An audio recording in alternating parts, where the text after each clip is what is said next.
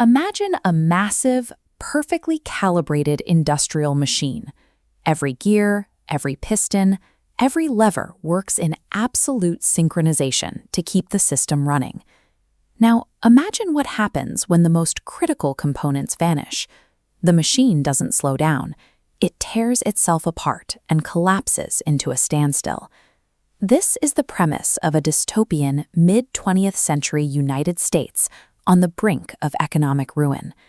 Heavy industry is suffocating under layers of bureaucratic overreach, endless regulations, and mandates that penalize productivity.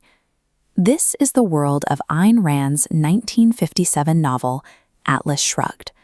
Spanning 1,168 pages, it weaves together elements of a mystery, a romance, and a science fiction epic. Ayn Rand engineered this massive narrative to deliver a highly specific ideological message, placing her philosophical objectives above traditional literary conventions. Atlas Shrugged operates as a closed-system philosophical proof for her ideology, which she called objectivism. The plot mechanics themselves are designed to validate her arguments for absolute, unregulated laissez-faire capitalism. The novel's famous driving question, "Who is John Galt?" is an intentional structural tool. It is deployed to force the reader to realize that rational self-interest is the sole engine of human survival and progress. Rand structures her story as a strict logical deduction, dividing the novel into 3 parts named after Aristotle's laws of logic. The first part, non-contradiction, establishes the foundational conflict between a highly productive elite and a corrupt state apparatus. Here, we meet protagonists like railroad executive Dagny Taggart and steel magnate Hank Rearden. They are the prime movers, individuals whose rational minds and relentless productivity drive society forward. They build and manage heavy industries of massive physical scale and complexity. Their unyielding labor, technological innovations, and output of raw materials physically hold the fictional nation together. Arrayed against them are the antagonists, whom Rand categorizes as looters and moochers, figures like James Taggart and Wesley Mouch. These bureaucrats and crony capitalists use government force and the language of altruism to confiscate the wealth the movers create. This introduces the sanction of the victim, the moral mechanism where the productive class feels a duty to support the very people and systems exploiting them. Rand argues that by accepting a code of self-sacrifice, these movers provide the only power their oppressors actually possess, making evil an impotent force that relies entirely on the consent of the good. The non-contradiction phase of the plot establishes a stark premise. You cannot force productive industrialists to act as sacrificial animals for a collectivist state without destroying the system that sustains everyone. This brings us to part 2, either or, where the characters face an absolute choice regarding their participation in this corrupt society. Dagny Taggart struggles with a central dilemma. Either she continues running her railroad to hold a collapsing society together, or she walks away and abandons her life's work. Other industrialists make their choice clear. Francisco d'Anconia executes a shocking tactic, purposefully sabotaging and destroying his own global copper empire to keep it out of the hands of the looters. The world's greatest inventors and industrialists are executing an intellectual strike, withdrawing their minds and their labor from society. As these prime movers vanish, severe physical and economic decay rapidly spreads across the nation. Small businesses shutter, supply chains fracture, and shortages become the norm. Without rational oversight, catastrophic industrial failures follow. Factories lie empty, and critical infrastructure, like the Taggart Bridge, literally collapses into ruin.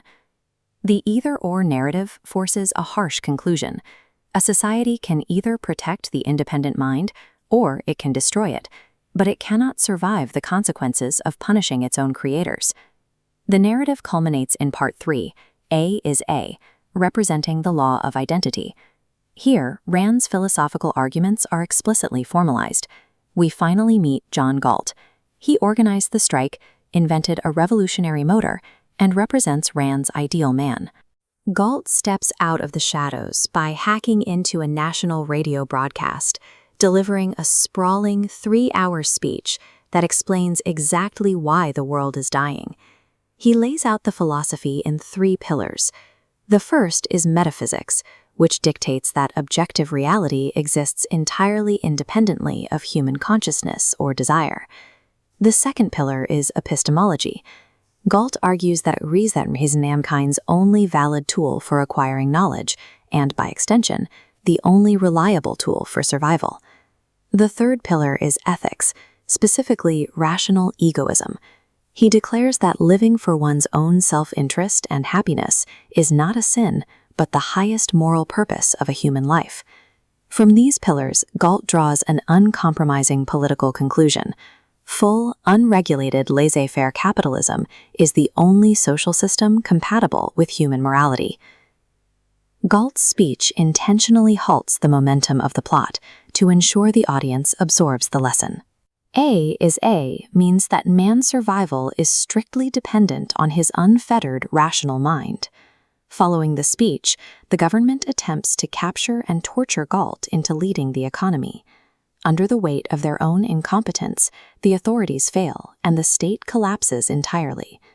The novel resolves with the strikers waiting in the wings of a ruined world, preparing to return and rebuild society strictly on their own terms.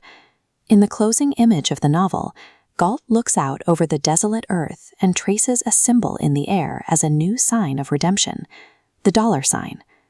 Upon the book's publication in 1957, a stark contrast immediately emerged between Rand's sweeping ideological goals and its initial literary reception.